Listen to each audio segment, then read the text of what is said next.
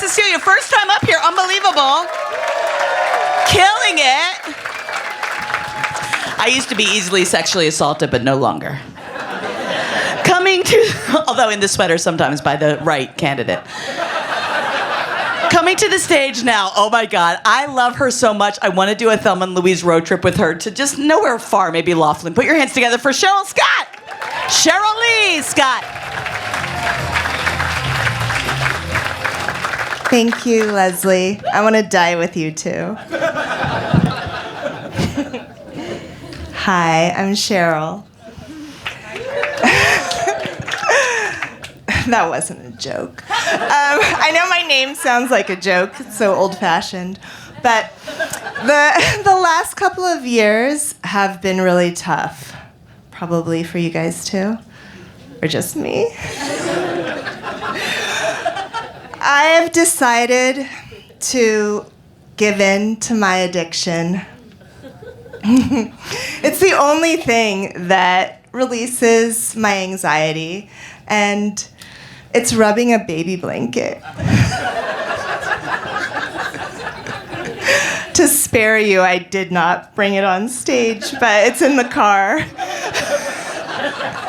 So, when I was 1.5, my mom was having a baby shower for my middle brother, and I stole a blue blanket, and I have had to sleep with a baby blanket ever since.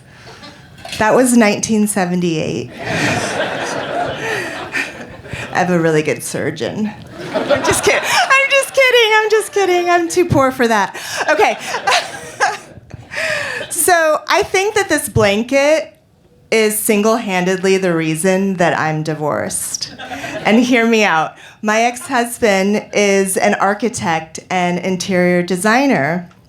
And I think that he just couldn't stand the idea of this ragged blanket in his house, let alone in his bed. I don't want to blame it on anything that I did. I just want to blame it on the blanket. I decided recently, though, that I'm not going to put baby blanket in the corner anymore. I need this thing. Why only at night? Can you imagine how hard it's been for me to date my whole life with this addiction? So I'd go over to a new boyfriend's place and I'd hide it under the pillow or under the bed and wait for them to fall asleep so that I could bring it out and touch it. And they're like, why don't you ever touch me? It's like, I don't know, because I'm in love with an inanimate object.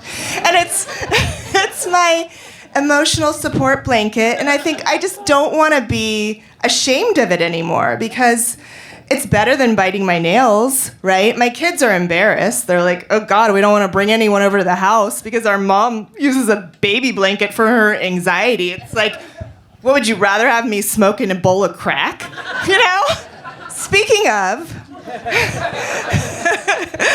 don't worry, it's not me. I'm only addicted to blankets. And spending money, but that's a whole nother thing. The blanket's helping with that as well. So my brother that I stole the blanket from, he is a heroin addict. And my mom was so worried that we would get crooked teeth from sucking our thumbs or using pacifiers. So luckily I had the blanket. Didn't have to have braces, but he did. So my parents spent thousands of dollars getting braces for this guy who'd later live on the street for 5 years. And I was thinking about it. I'm like, I know, it's funny. Everybody's got one. Just don't like to talk about it. Okay, well, here's my dirty laundry. I was thinking about it. I'm like, if I had not stolen that blanket from him, maybe he would have been addicted to the blanket instead of heroin. So, but it's my mom's fault. She stopped nursing me when I was 8 months old because she got pregnant with him.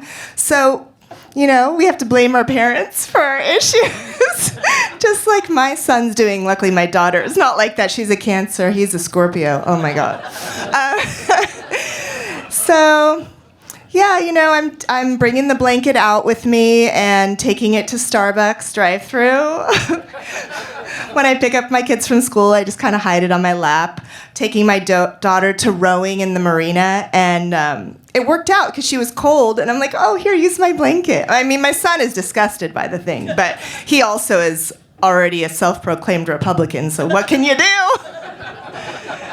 That's about it, guys. Thank you so much. I'm Cheryl Lee Scott. Bye.